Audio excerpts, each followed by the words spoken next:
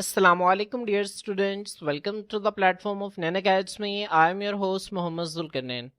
तो स्टूडेंट्स आज के इस वीडियो के अंदर हम फर्स्ट ईयर बायोलॉजी जो हमारी न्यू बुक है इसके chapter number 9 human digestive system. Students इसका हम 6th लेक्चर स्टार्ट करेंगे जिसके अंदर हम absorption of digested food and water को तफसील से स्टडी करेंगे।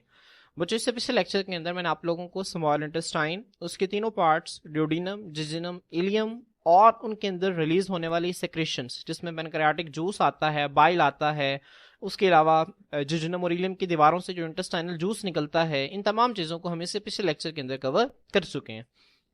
मैं उम्मीद करता हूं कि आप लोगों को उनकी बहुत ही अच्छी अंडरस्टैंडिंग हो गई होगी। स्टूडेंट्स ज़हन में रखें, जब मैंने आपको स्मॉल इंटेस्टाइन स्टार्ट करवाया था तो मैंने आपको बताया था कि स्मॉल इंटेस्टाइन का फंक्शन ना सिर्फ फूड की बाकी डाइजेशन करवाना है बल्कि इसका फंक्शन जो है वो फूड की अब्जॉर्प्शन भी करवाना है। कौन से फूड की? डाइजेस्टेड फूड की। बच्चों डाइजेस्टेड फूड से क्या मुराद है? हजम शुदा खुराक। हजम शुदा खुराक से मुराद क्या है कि अगर आप खुराक में प्रोटीन ले रहे हैं तो आपकी बॉडी के अंदर उस प्रोटीन को पहले अमाइनो एसिड्स के अंदर हजम किया जाएगा, अमाइनो एसिड के अंदर तोड़ा जाएगा। जब वो अमाइनो एसिड्स के अंदर टूट जाएगी तो फिर उस अमाइनो एसिड्स को आपकी बॉडी के अंदर अब्सॉर्ब किया जाएगा। इसी तरह से अगर आप स्टार्च और ग्लाइकोजन ले रहे हैं खुराक में तो उन स्टार्च और ग्लाइकोजन को तोड़कर उनसे ग्लूकोज बनाया जाएगा और फिर उस ग्लूकोज को आपकी बॉडी के अंदर अब्सॉर्ब किया जाएगा। इसी तरह अगर आप खुराक के अंदर लिपिड्स ले रहे हैं तो लिपिड्स को सबसे पहले फैटी एसिड्स और ग्लाइसरोल के अंदर तोड़ा जाएगा। फिर स्टूडेंट्स इन्हीं फैटी एसिड्स और ग्लाइसरोल को हमारी बॉडी के अंदर जो है वो फिर अब्सॉर्ब किया जाएगा। ठीक है, क्योंकि बड़े बड़े मॉलिक्यूल्स हैं ना, प्रोटीन्स हो गया, लिपिड्स हो गया, उसके बाद स्टार्च और ग्लाइकोजन, ये बड़े बड़े मॉलिक्यूल्स हैं। ये बड़े बड़े मॉलिक्यूल्स हमारी बॉडी के अंदर डायरेक्ट अब्सॉर्ब नहीं हो सकते। इनकी बेहतर अब्सॉर्प्शन के लिए इनको सबसे पहले छोटे और अब्सॉर्बेबल मॉलिक्यूल्स के अंदर कन्वर्ट करना जरूरी होता है।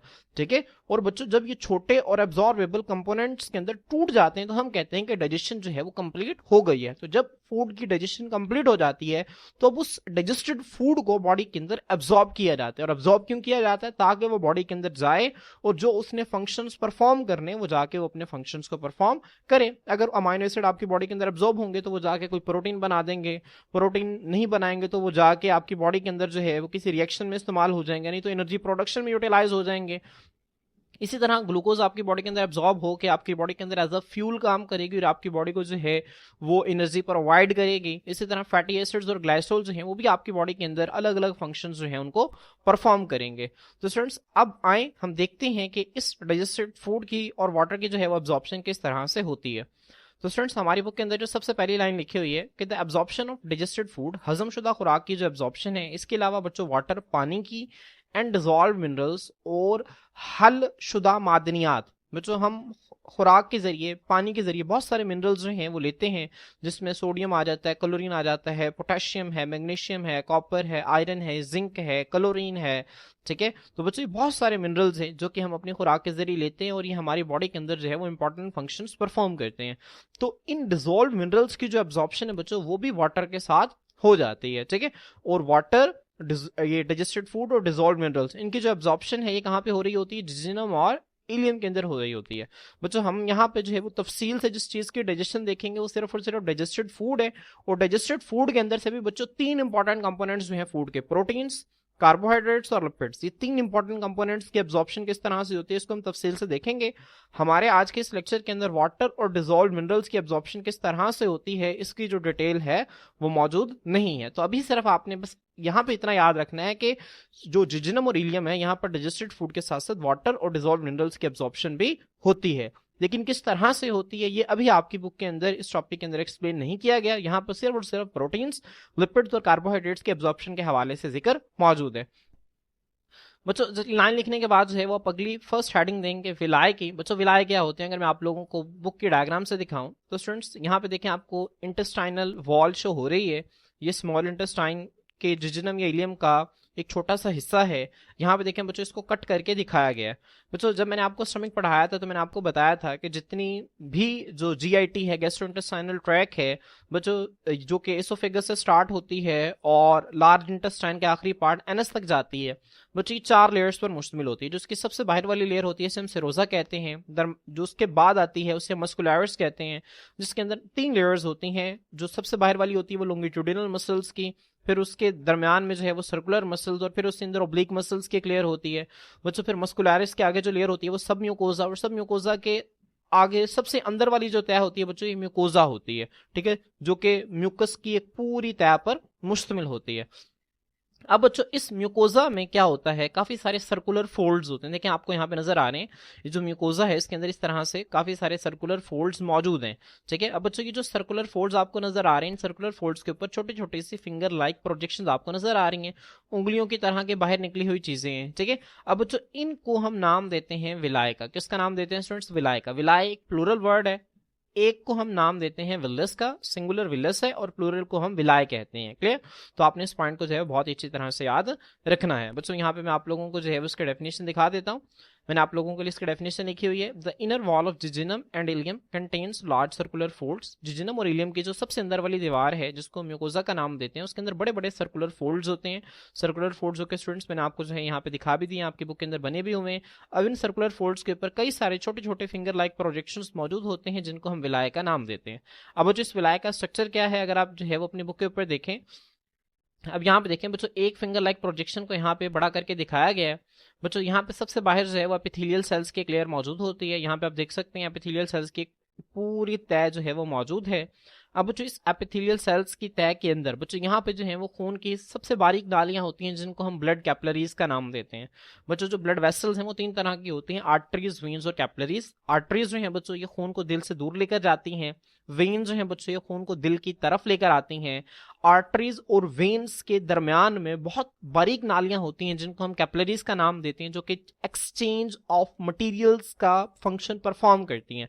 चूंकि इनकी दीवारें बहुत बारीक होती हैं, इनसे चीजें जो है वो बहुत आराम से जो है वो डिफ्यूज हो सकती हैं, ठीक है। बच्चों यहाँ पे देखें इसका कलर भी ब्लू और रेड ड्रॉ करने का मकसद ये है ताकि इस बात की निशानदेही की जा सके कि यहाँ पे मटेरियल्स का एक्सचेंज हो रहा है। अब कैपिलरीज के लेवल पर बच्चों आमतौर पर जो है वो ऑक्सीजनेटेड ब्लड जो होता है वो ऑक्सीजन को रिलीज करता है और टिश्यूज तक पहुंचाता है ताकि उस ऑक्सीजन को सेलुलर रेस्पिरेशन में जाकर इस्तेमाल किया जा सके, ठीक है। तो बच्चों ये जो आपको ब्लू और रेड कलर से नजर आ रही हैं बच्चों, ये कैपिलरीज हैं और इन कलर से शो करने का मकसद यही है ताकि आपको यहाँ पे बताया जा सके कि यहाँ पे एक्सचेंज ऑफ मटेरियल हो रहा है, ठीक है। तो बच्चों ये जो आपको नजर आ रही है कैपिलरीज, और कैपिलरीज के दरमियान में बच्चों एक मोटी नाली आपको नजर आ रही है। इस नाली को हम नाम देते हैं लैक्टियल का। किसका नाम देते हैं स्टूडेंट्स? लैक्टियल का। मैंने आपको इससे पिछले लेक्चर के अंदर जो है वो लिम्फेटिक सिस्टम का कॉन्सेप्ट दिया था। मैंने आपको बताया था लिम्फेटिक सिस्टम जो है वो हमारी बॉडी के अंदर एक अलग से एक ऑर्गन सिस्टम है जिसका फंक्शन क्या होता है, जिसका फंक्शन ये होता है कि ब्लड से निकलने वाले वाटर को, उसके अंदर मौजूद सॉल्ट्स और ग्लूकोज वगैरह को बच्चों जो कि कैपिलरीज के लेवल पर खून से बाहर निकल जाते हैं, इनको दोबारा से खून के अंदर डालने का काम जो है वो लिम्फेटिक सिस्टम परफॉर्म करता है। लिम्फेटिक सिस्टम की हमारी बॉडी के अंदर अलग से नालियां होती हैं। तो लिम्फेटिक सिस्टम की वो नाली बच्चों जो कि इस एक विलस के अंदर मौजूद होती है, इस नाली को हम नाम देते हैं लैक्टियल का। किसका नाम देते हैं स्टूडेंट्स? लैक्टियल का। तो बच्चों विलस का जब हम स्ट्रक्चर देखते हैं तो हमें नजर आता है कि इसके सेंटर में एक तो ब्लड कैपिलरीज मौजूद हैं, उसके अलावा एक लैक्टियल मौजूद है, और इन ब्लड कैपिलरीज और लैक्टियल को कैपिलरी, ये जो एपिथेलियल सेल्स है ना बच्चों, एपिथेलियल सेल्स की लेयर ने जो है वो सराउंड किया हुआ है, ठीक है। तो यहाँ पे देखें बच्चों इसके स्ट्रक्चर के हवाले से क्या लिखा हुआ है आपकी बुक के अंदर, मतलब वो कहते हैं each villous is richly supplied with blood capillaries. Her villous के अंदर बच्चों रिचली सप्लाइड का मतलब होता है बहुत ज्यादा, ठीक है, बहुत ज्यादा सप्लाई होती है किसकी? ब्लड कैपिलरीज की। और एक वेसल होती है लिम्फेटिक सिस्टम की जिसको हम लैक्टियल का नाम देते हैं, ठीक है। लिम्फेटिक सिस्टम के बच्चों जो डिटेल है वो हम जो है वो सर्कुलेटरी सिस्टम के अंदर जो है वो डिटेल से कवर इसको करेंगे।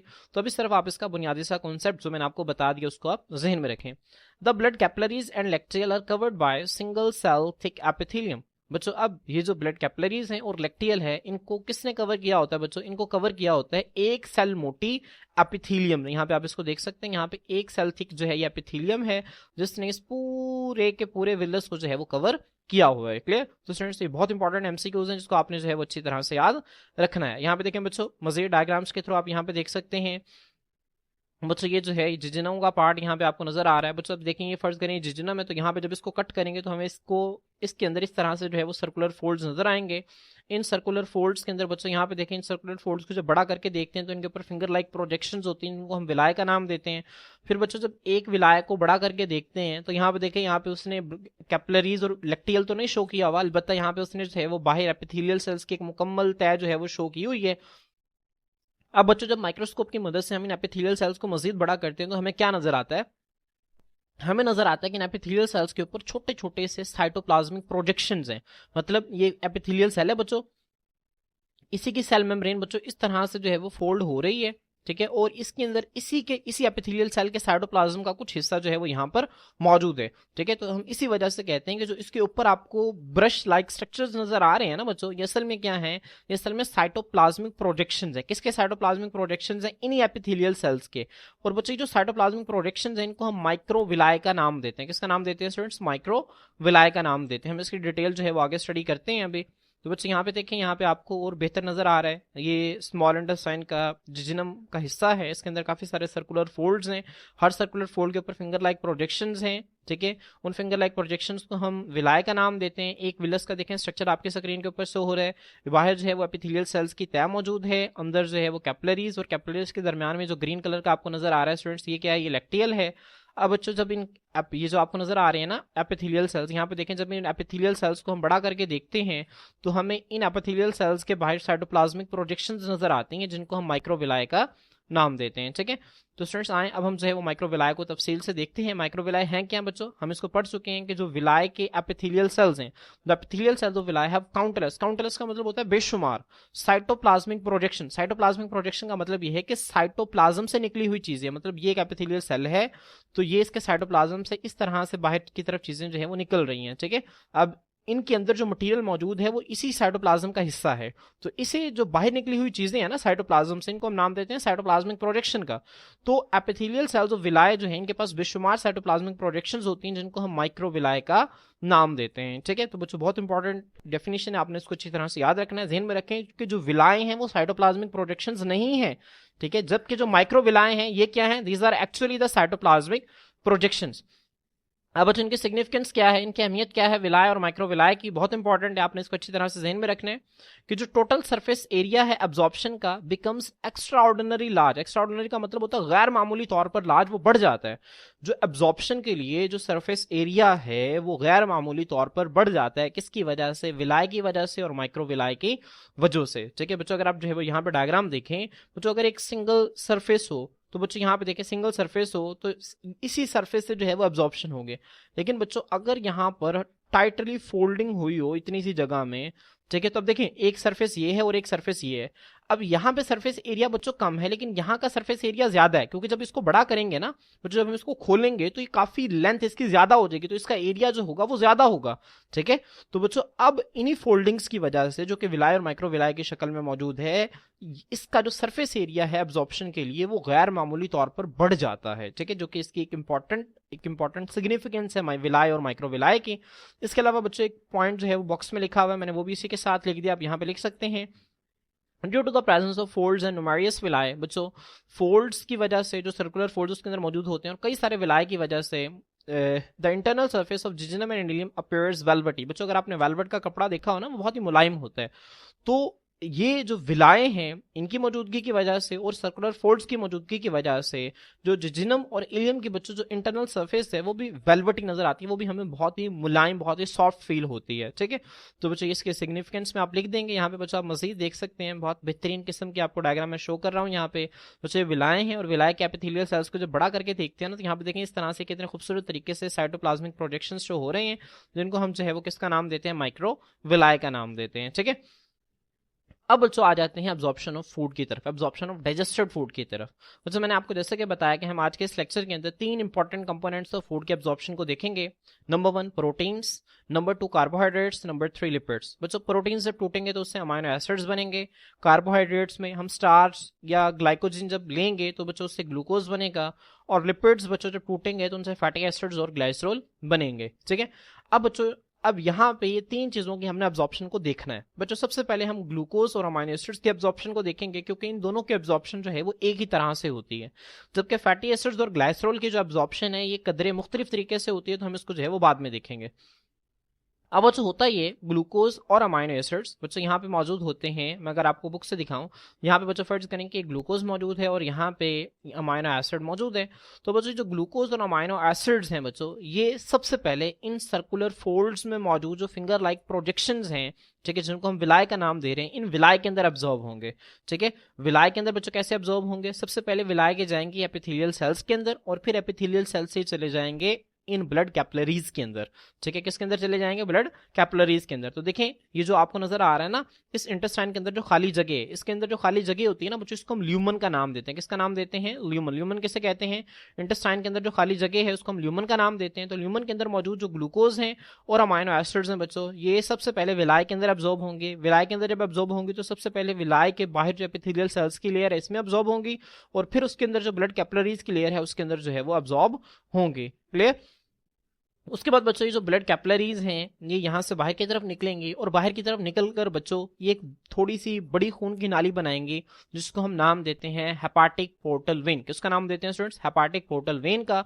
और फिर वो जो हेपाटिक पोर्टल वेन है वो इन ग्लूकोज और अमाइनो एसिड्स को लेके जाएगी लिवर के पास, जिगर के पास। जिगर जो है बच्चों वो क्या करेगा, इजाफी ग्लूकोज को और अमाइनो एसिड्स को स्टोर कर लेगा। ग्लूकोज को कन्वर्ट कर देगा ग्लाइकोजन के अंदर, और अमाइनो एसिड्स को कन्वर्ट कर देगा प्रोटीन्स के अंदर।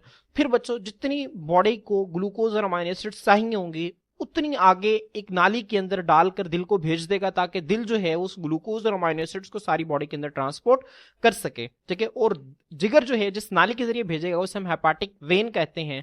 तो बच्चों यही जो प्रोसेस है इसको हम अब हम जो है वो थ्योरी से इसको जो है वो स्टडी करते हैं, ठीक है। तो बच्चों यहाँ पे देखें absorption of simple sugars and amino acids, जिसका बुनियादी सा कॉन्सेप्ट जो है वो मैंने आपको दे दिया है। आए हम इसको जो है वो थ्योरी से तफसील से देखते हैं। बच्चों आपने जो है वो इसी तरह से यहाँ पे देखें मैंने जो है यहाँ पे बुलेट्स बनाए हुए हैं। आप लोगों ने यहाँ पे इस तरह आप बुलेट्स बना सकते हैं, नहीं तो आप इस तरह से एरो लगा सकते हैं। आपने इसी तरह से जो है वो लाइंस लिखनी है। आप लोगों से लॉन्ग क्वेश्चन के तौर पर भी पूछा जा सकता है और शॉर्ट क्वेश्चन में भी आ सकता है, ठीक है। तो आपने इसको अच्छी तरह से याद रखना है। तो यहाँ पे देखें बच्चों सिंपल शुगर्स जिसमें ग्लूकोज आ जाती हैं, उसके बाद amino acids are absorbed by diffusion और active transport into the epithelial cells of villi. बच्चों यहाँ पे देखें जो सिंपल शुगर्स और अमाइनो एसिड्स हैं इनको एपिथेलियल सेल्स ऑफ विलाय के अंदर एब्जॉर्ब किया जाता है। और एब्जॉर्ब किस तरह से किया जाता है बच्चों, दो प्रोसेसेस के नाम लिखे हुए हैं, एक है डिफ्यूजन और एक है एक्टिव ट्रांसपोर्ट। अब जो डिफ्यूजन क्या होती है, एक्टिव ट्रांसपोर्ट क्या होता है, ये हम चैप्टर नंबर 3 के अंदर तफसील से पढ़ चुके हैं। मैं आपको दोबारा बता देता हूँ बच्चों। डिफ्यूजन का मतलब होता है movement of molecules from an area of higher concentration to an area of lower concentration. चीजों का ज्यादा तादाद से कम तादाद की तरफ मूव करना, इसको हम जो है बच्चों वो डिफ्यूजन का नाम देते हैं। और बच्चों एक्टिव ट्रांसपोर्ट का मतलब ये होता है कि चीजों को जो है वो कम तादाद से ज्यादा तादाद की तरफ लेकर जाना, एनर्जी को इस्तेमाल करते हुए। इस प्रोसेस को बच्चों हम नाम देते हैं एक्टिव ट्रांसपोर्ट का। क्लियर। तो बच्चों आपने इन चीजों को जो है वो ज़हन में रखना है। तो यहाँ पे दो प्रोसेसेस हैं, एक है डिफ्यूजन और दूसरा है एक्टिव ट्रांसपोर्ट। इन दो प्रोसेसेस के जरिए बच्चों क्या होता है, यहाँ पर जो है बच्चों अब्जॉर्प्शन होती है किसकी, सिंपल शुगर्स की और अमाइनो एसिड्स की। किसके अंदर होती है, विलाय में मौजूद जो एपिथेलियल सेल्स हैं उनके अंदर। फिर बच्चों क्या होता है, from here epithelial cells of villi, so these molecules enter the blood capillaries of villi। फिर बच्चों एपिथेलियल सेल से ये विलाय के अंदर मौजूद जो खून की नालियां हैं जिनको हम ब्लड कैपिलरीज का नाम देते हैं, इनके अंदर जो है वो एब्जॉर्ब हो जाते हैं, ठीक है। फिर क्या होता है बच्चों, ब्लड कैपिलरीज ऑफ विलाय ज्वाइन, बच्चों वो आपस में मिलती हैं। जितनी भी विलाय की ब्लड कैपिलरीज हैं वो सब आपस में मिलती हैं, और वो मिलकर बच्चों क्या बनाती हैं, वो मिलकर बनाती हैं हेपाटिक पोर्टल वेन। क्या नाम है स्टूडेंट्स इसका, हेपाटिक पोर्टल वेन, ठीक है। तो आपने इसको ज़हन में रखना है, ये क्या है, हेपाटिक पोर्टल वेन। आपने इसका नाम बहुत अच्छी तरह से याद रखना है। किससे मिलकर बनती है, मिलकर बनती है ब्लड कैपिलरीज ऑफ विलाय से। तो विलाय के अंदर मौजूद जो ब्लड कैपिलरीज हैं वो मिलकर बनाती हैं हेपाटिक पोर्टल वेन, जो कि काम क्या करती है बच्चों, जो कि इसके अंदर मौजूद ग्लूकोज और अमाइनो एसिड्स को कहां पे लेके जाती है, देखिए नाम से जाहिर है, हेपा लफ्ज लिवर के लिए इस्तेमाल होता है, ठीक है। Which carries sugars and amino acids to liver, जो कि शुगर और अमाइनो एसिड्स को लिवर के पास लेकर जाती है। अब लिवर बच्चे यहाँ पे बहुत इंपॉर्टेंट रोल प्ले करता है। लिवर जो है वो स्टोर कर लेता है एक्स्ट्रा ग्लूकोज और अमाइनो एसिड्स को। एक्स्ट्रा ग्लूकोज को ग्लाइकोजन की शक्ल में स्टोर करेगा और अमाइनो एसिड्स को प्रोटीन्स की शक्ल में स्टोर करेगा, ठीक है। यहाँ पे देखें liver stores extra glucose and amino acids in the form of glycogen and proteins respectively. Respectively का मतलब है बिल तरतीब, कि ग्लूकोज और अमाइनो एसिड दो चीजें उसने ऊपर लिखी हुई हैं और दो चीजें उसने बाद में लिखी हुई हैं। तो ग्लूकोज को ग्लाइकोजन में और अमाइनो एसिड्स को प्रोटीन्स की शक्ल में जो है वो लिवर स्टोर करेगा।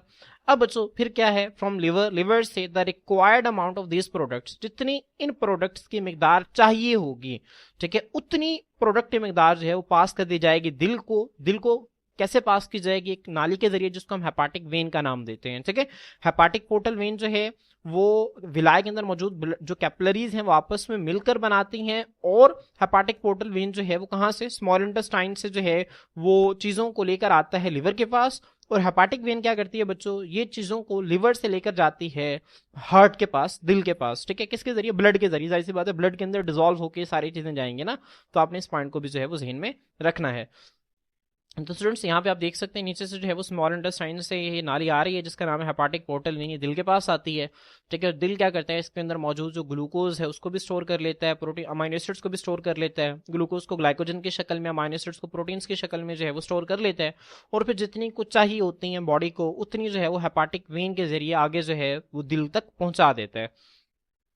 ठीक है, तो स्टूडेंट्स आप यहाँ से इस फ्लो चार्ट की मदद से आप इसको बहुत बेहतर अंदाज से समझ सकते हैं। अगर आप अपनी बुक के ऊपर इस फ्लो चार्ट को ड्रॉ कर लेंगे अपने रजिस्टर के ऊपर तो आपको चीज़ें बहुत अच्छी तरह से समझ में आ जाएंगी। यहाँ पे देखें, सबसे पहले डाइजेशन ऑफ फूड हुई, ग्लूकोज और अमाइनो एसिड्स की फॉर्मेशन हुई, ये बने, जो इनको एब्जॉर्ब कर लिया गया एपिथेलियल सेल्स और विलाय के अंदर, विलाय के एपिथेलियल सेल्स के अंदर ये एब्जॉर्ब हो गए। फिर क्या हुआ बच्चों, ये दाखिल हुए विलाय में मौजूद ब्लड कैपिलरीज में। ठीक है, अब बच्चों जब विलाय में मौजूद ब्लड कैपिलरीज के अंदर ये दाखिल हुए तो कैपिलरीज ने मिलकर क्या बनाई, हेपाटिक पोर्टल वेन। तो हेपाटिक पोर्टल वेन ने बच्चों ये चीजें जो कि इसके अंदर एब्जॉर्ब हुई हुई थी बच्चों ब्लड के अंदर, वो क्या है, जिसमें सिंपल शुगर और अमाइनो एसिड्स ने बच्चों, इनको लेकर गए लिवर के पास। लिवर ने क्या किया, ग्लूकोज को ग्लाइकोजन की शक्ल में स्टोर कर लिया, अमाइनो एसिड्स को प्रोटीन्स की शक्ल में स्टोर कर लिया। उसके बाद बच्चों फिर लिवर ने जो है वो रिक्वायर्ड अमाउंट्स को रिलीज कर दिया ब्लड में।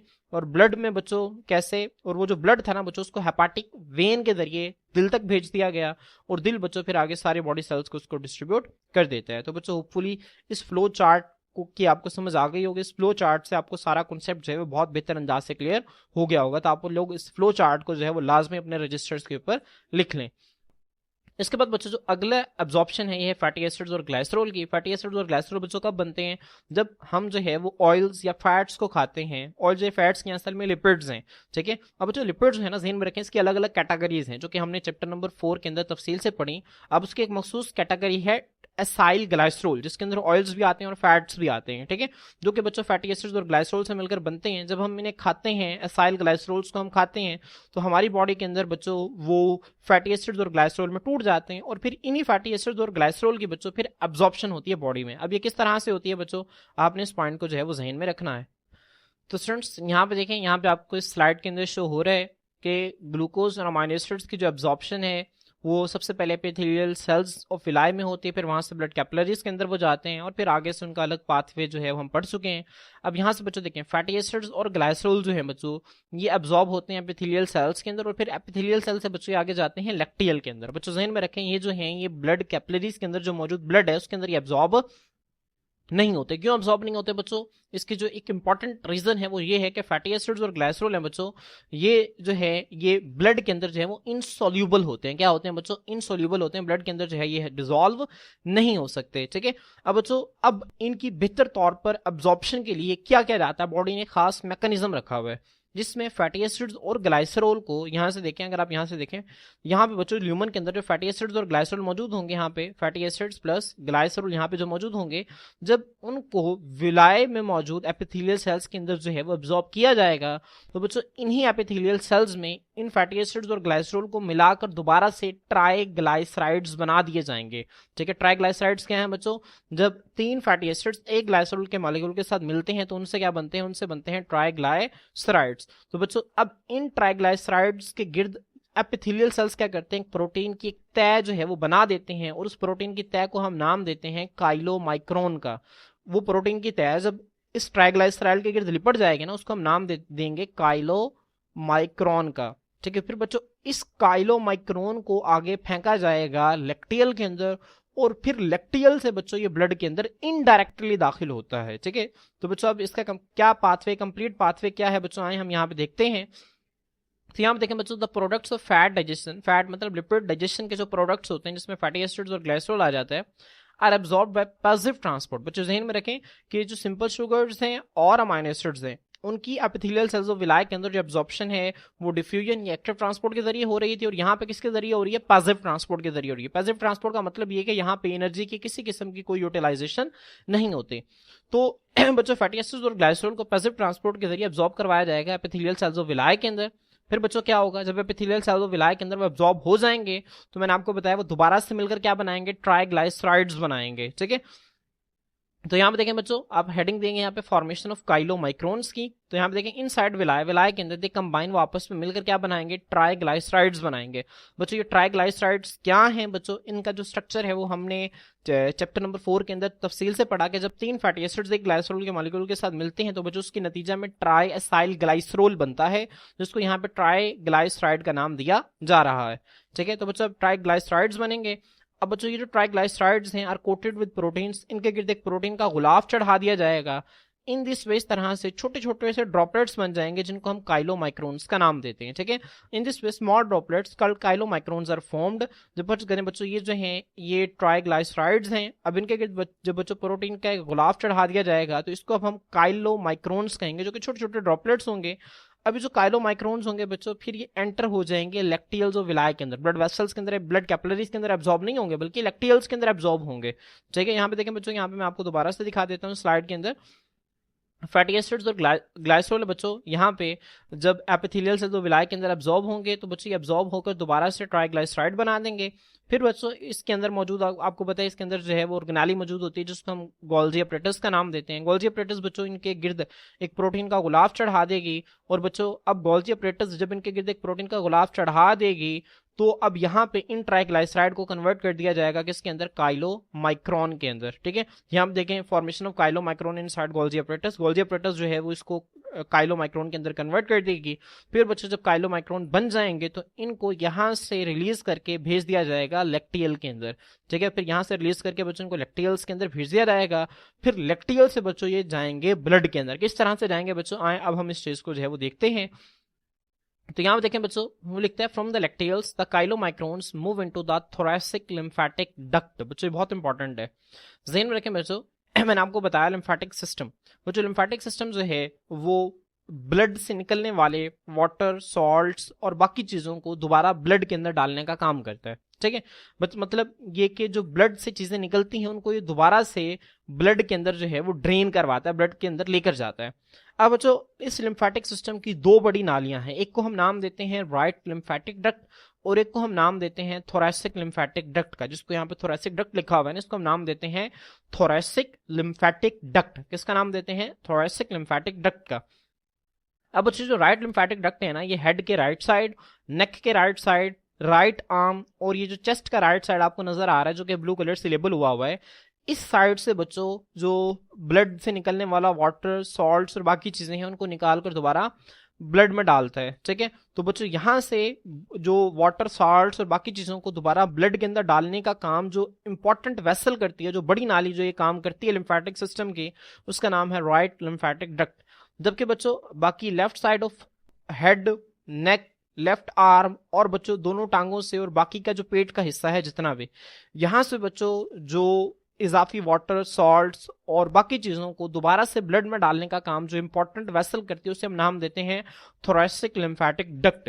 क्योंकि बच्चों ये पेट वाले हिस्से के अंदर आता है। ठीक है, ये जो स्मॉल इंटेस्टाइन के अंदर एब्जॉर्प्शन हो रही है पेट वाले हिस्से के अंदर आती है, तो बच्चों यहां से जो चीजें एब्जॉर्ब होंगी जो कि लैक्टियल के अंदर एब्जॉर्ब होंगी, अब बच्चों लैक्टियल के अंदर जब एब्जॉर्ब होंगी तो उन काइलोमाइक्रोन जो कि लैक्टियल के अंदर एब्जॉर्ब हुए उनको दोबारा से ब्लड में डाला जाएगा, किसके जरिए, एक नाली के जरिए लिम्फेटिक सिस्टम के, जिसको हम थोरैसिक लिम्फेटिक डक्ट का नाम देते हैं। ठीक है, तो आपने इस पॉइंट को अच्छी तरह से समझ लेना है कि लैक्टियल से काइलोमाइक्रोन्स को थोरैसिक लिम्फेटिक डक्ट में जरिए भेज दिया जाएगा, from where they enter in the blood stream, जहां से वो खून में दाखिल हो जाएंगे। ब्लड स्ट्रीम का मतलब होता है बहता हुआ ब्लड जो है हमारी बॉडी के अंदर जो कि मुसलसल फ्लो कर रहा है उसके अंदर दाखिल हो जाएंगे। बच्चों जो थोरैसिक लिम्फेटिक डक्ट है ना, लिम्फेटिक सिस्टम की एक नाली है जो कि दिल के करीब एक वेन के अंदर जो है वो अपनी चीज, अपने अंदर जो लिम्फ मौजूद होता है, जिसके अंदर फ्लूइड मौजूद होता है जिसको हम लिम्फ का नाम देते हैं, उस लिम्फ को दिल के करीब मौजूद एक वेन के अंदर लाकर डाल देती है। ठीक है, और वो चीजें जो कि ब्लड से निकली थी वो दोबारा से किसके अंदर आ गई बच्चों, वो दोबारा से जो है वो ब्लड के अंदर वापस आ गई हैं। ठीक है, अब बच्चों जब ब्लड के अंदर आ गई हैं तो ब्लड के अब दो हिस्से होते हैं, को हम नाम देते हैं ब्लड सेल्स का, ठीक है, और दूसरे को हम नाम देते हैं प्लाज्मा का। अगर खून से red blood cell, white blood cell और प्लेटलेट्स को निकाल दें, बाकी जो भी चीज बचेगी वो प्लाज्मा है। ठीक है, तो बच्चों ब्लड प्लाज्मा के अंदर कुछ ऐसे एंजाइम्स होते हैं जो कि दोबारा से हाइड्रोलाइज का मतलब होता है वाटर की मौजूदगी में ब्रेक डाउन करना, किसकी, काइलोमाइक्रोन्स की। वो काइलोमाइक्रोन्स की वाटर की मौजूदगी में ब्रेक डाउन करते हैं और किस में तोड़ देते हैं, फैट्स में तोड़ देते हैं और प्रोटीन्स के अंदर तोड़ देते हैं। ठीक है, फिर बच्चों जो फैट्स है ना ये दोबारा से तोड़ दिए जाते हैं फैटी एसिड्स के अंदर और ग्लाइसरोल के अंदर। तो यहाँ पे देखें फैट्स आर अल्टीमेटली, फैट्स को आखिरकार हाइड्रोलाइज पानी की मौजूदगी में उसको तोड़ा जाता है फैटी एसिड्स और ग्लाइसरोल के अंदर, और फिर बच्चों ये बॉडी सेल्स के अंदर दाखिल हो जाते हैं। फिर ये जाकर जो इन्होंने फंक्शंस परफॉर्म करने होते हैं वो फंक्शंस परफॉर्म करते हैं। लिपिड्स हमारी बॉडी के अंदर क्या क्या फंक्शंस परफॉर्म करती है ये हम चैप्टर नंबर 4 के अंदर तफसील से स्टडी कर चुके हैं। तो बच्चों आपने इसी तरह से हेडिंग बनानी है, transport of chylomicrons to bloodstream और enter of fats in body cells. Students hopefully आपको आज का लेक्चर जो है बहुत ही अच्छी तरह से समझ आ गया होगा। लास्ट में बच्चों आप इस पाथवे को दोबारा देख लें। फैट एब्जॉर्प्शन पाथवे कैसे होता है, फैट डाइजेशन प्रोडक्ट्स बनती हैं जिसमें फैटी एसिड्स और ग्लाइसरोल है। बच्चों ये विलायक एपिथेलियल सेल्स में दाखिल होती हैं, वहां पे मिलकर दोबारा से ट्राइग्लाइसराइड्स बनाती हैं। ट्राइग्लाइसराइड्स को प्रोटीन के साथ कोट किया जाता है। उसके बाद बच्चों काइलोमाइक्रोन्स की फॉर्मेशन होती है। फिर ये काइलोमाइक्रोन्स जो हैं इलेक्ट्रियल विलायक के अंदर दाखिल होते हैं। फिर ये थोरेसिक लिम्फेटिक डक्ट में भेज दिए जाते हैं, वहां से ब्लड स्ट्रीम के अंदर दाखिल होते हैं। फिर ब्लड प्लाज्मा में मौजूद एंजाइम्स इन काइलोमाइक्रोन्स को हाइड्रोलाइज करते हैं, और बच्चों फिर वो जो फैट सेल्स हैं फैटी एसिड्स और ग्लाइसरोल में टूट कर वो बॉडी सेल्स के अंदर दाखिल हो जाते हैं। तो स्टूडेंट्स होपफुली आपको आज का लेक्चर जो है बहुत ही अच्छे तरीके से समझ आ गया होगा। इंशाल्लाह स्टूडेंट्स नेक्स्ट लेक्चर के अंदर हम नेक्स्ट टॉपिक को स्टडी करेंगे। आज के लिए इतना ही, अल्लाह हाफिज।